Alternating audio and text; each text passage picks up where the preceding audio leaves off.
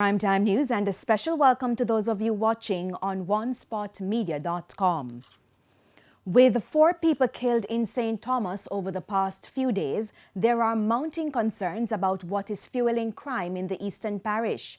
24 people have been killed in St. Thomas since the start of the year. On Sunday morning, a group of young people in Yalasby staged a peaceful protest calling for an end to violence.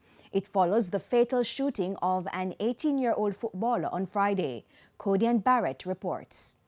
Stop the violence! Stop the killing! JD gone too soon! A number of violent incidents has rocked the nation, and for the Proven Girls Academy, past netball players of Yalas High School and the family of recent Yalas High graduate Jadine Carr, they've had enough. The group held a vigil at the spot where Jadine was stabbed and shot in a taxi while on her way to football training. We thought it was just a normal accident, and later in the evening after training, we learned that there was also a shooting at the same incident. So we are saddened for the sudden taking away of our special girl, Jadine Carr. The grieving relatives and friends of the victim lit candles, laid flowers, and shared memories.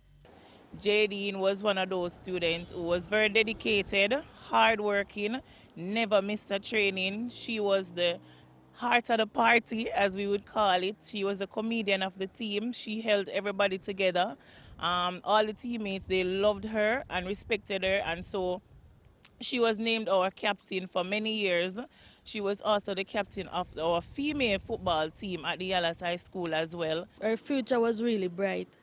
She was supposed to go overseas to further her education. I remember Jadine Carr, she leave her home and come to my home early in the morning and give me a form, said we are going to the GC Foster College and she wanted to become a coach. That was her number one. She always said she wanted to become one of the world-class coach. I just want to say we need to stop the violence now. Why the killing of innocent lives? People who have purpose, are just taken away from us like that. And I just want to say condolences to her mother. Jadine's mother was too distraught to speak. I'm gonna lie. I didn't know that I'm going to give you this. Father